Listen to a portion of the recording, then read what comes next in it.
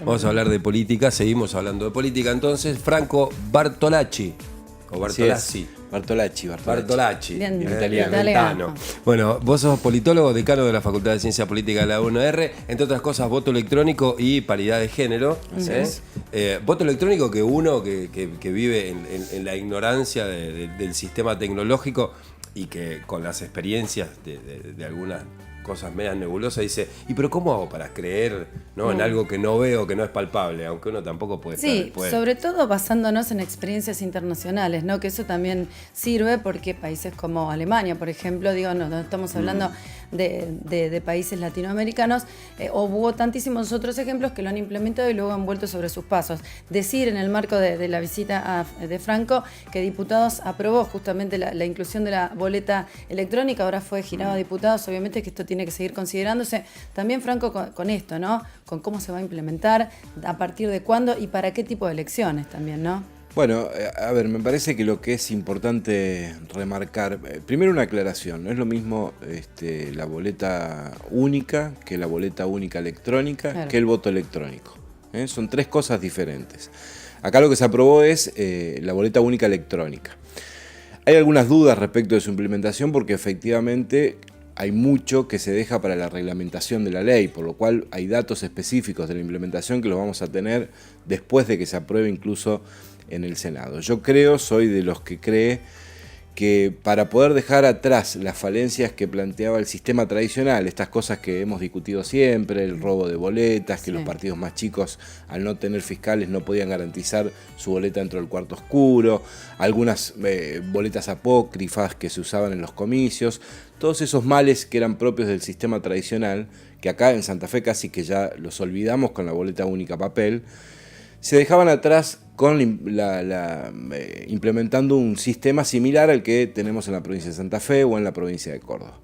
Me parece que acá no se quiso avanzar hacia el voto electrónico, pero sí se fue hacia ese paso intermedio, que es la boleta única electrónica, que es muy similar al sistema de Capital Federal. Yo creo que ese sistema de boleta única electrónica requiere una logística muy importante para su implementación, una inversión millonaria, porque estamos hablando de más de 100.000 máquinas montadas en todo el país para poder garantizar el comicio, y además genera algunas dudas que van a poder saldarse en el momento de la reglamentación respecto de lo que ustedes decían.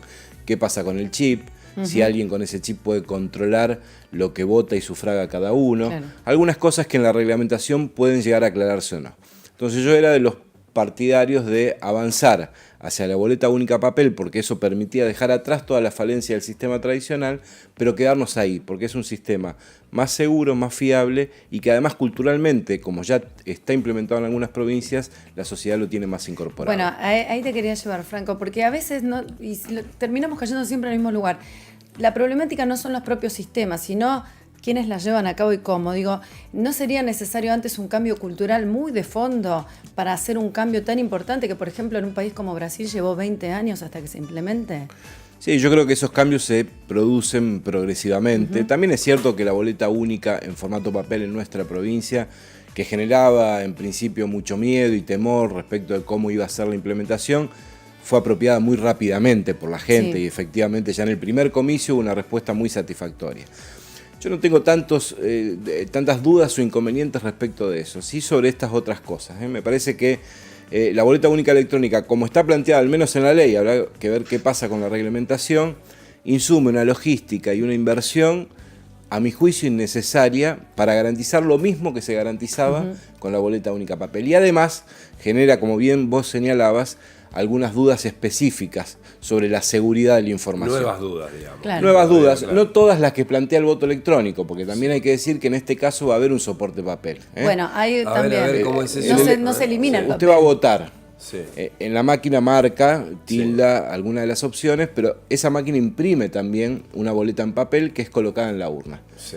Y ese soporte papel que está en una urna es un soporte también para control del escrutinio. Lo cual no estaría mal, son dos vías. No, yo creo que está bien control. como un mecanismo de control, y por eso digo que se diferencia del voto electrónico, donde no hay formato papel que pero el tema de los tiempos no se acortaría entonces, porque si tenés que hacer ambos escrutinios. No, porque el escrutinio se hace sobre la base de la información que está en la máquina, y cuando hay dudas o cuando hay objeciones sobre ese escrutinio, está el respaldo papel para poder acudir. No en todos los casos. Entonces, efectivamente, algunos países, como vos señalabas, que avanzaron hacia el voto electrónico ya dieron marcha atrás porque efectivamente no se garantiza la seguridad del comicio.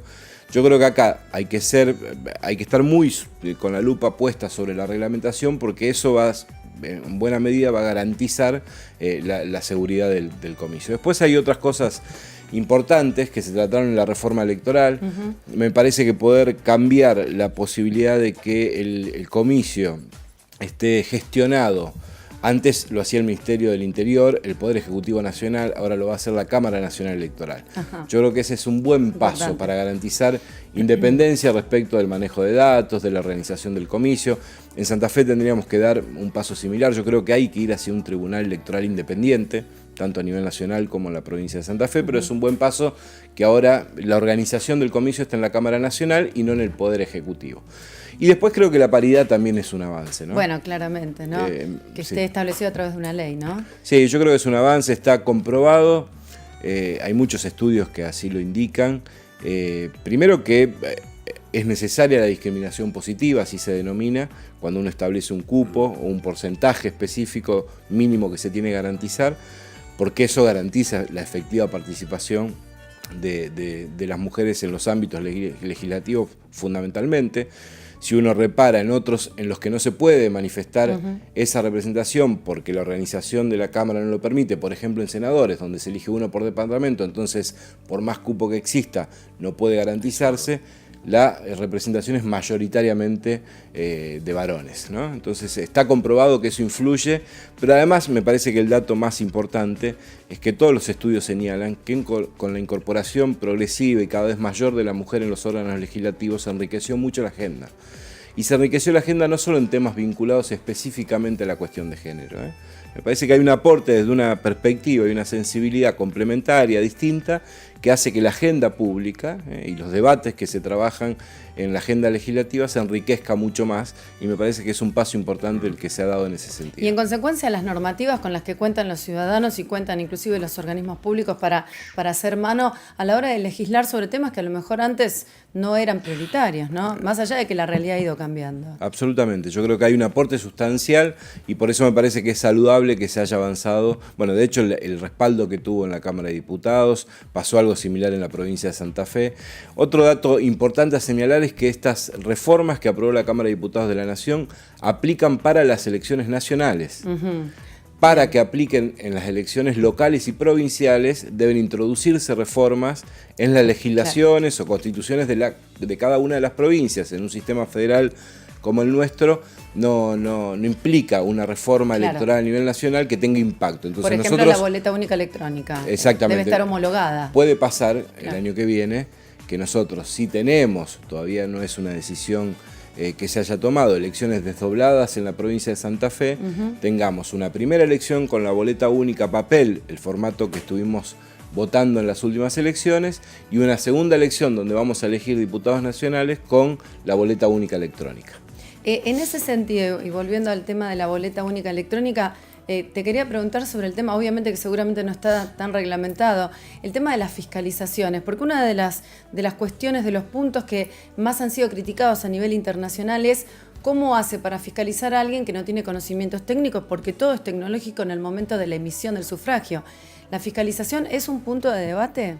Es un punto de debate, yo creo que se simplifica de alguna manera con el respaldo papel. La posibilidad, ante una duda frente al escrutinio o al resultado que da la máquina, poder saldarla yendo a la urna y teniendo ahí la boleta impresa con la decisión de cada elector, me parece que es una posibilidad que facilita bastante.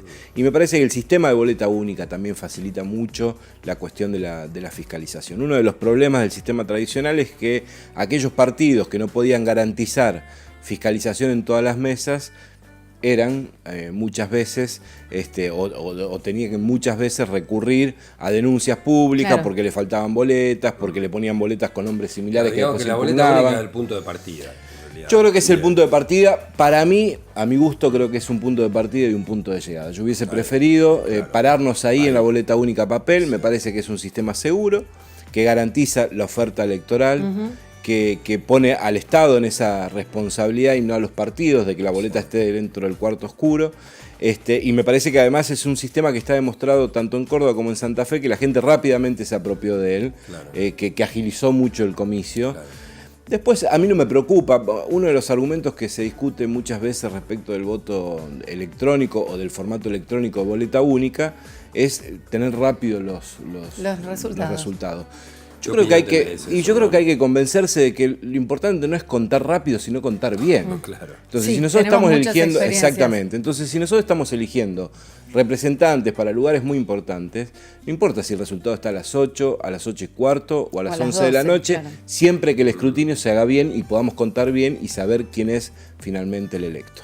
Uno de los temas que más se debatió, inclusive con muchas discusiones, fue el tema de, como decíamos, en qué instancia se utiliza la boleta única electrónica. Y la polémica pasó por las PASO, valga la redundancia, porque las PASO en sí ya genera polémica en los ciudadanos comunes. Muchos ciudadanos piensan, ¿por qué tengo que ir yo a primarias? ¿Por qué tengo que yo dirimir una interna política?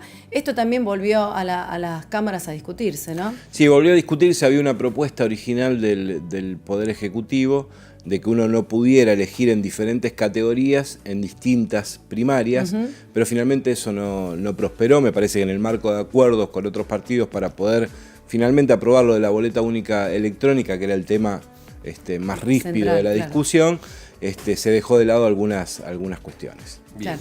Franco, muchísimas gracias. Solo preguntarte, ¿y si se implementa lo electrónico, vos crees que se va a poder abastecer a todo el país con las máquinas? ¿Va a estar no, yo creo que se va a abastecer. De hecho, hay una empresa que ya lo ha hecho en la ciudad de Buenos Aires. Es la misma que lo hace en Salta. Es llamativamente la única empresa que lo hace en el país. Ajá. Por lo cual también parece una decisión o una legislación bastante acorde, digamos, a un mercado muy reducido. Sí. Yo creo que se va a abastecer. Lo que yo digo es que, a mi juicio, es una inversión millonaria, porque estamos hablando efectivamente de una inversión millonaria, que yo no tengo el número exacto, pero son más de 100.000 máquinas distribuidas por todo el país.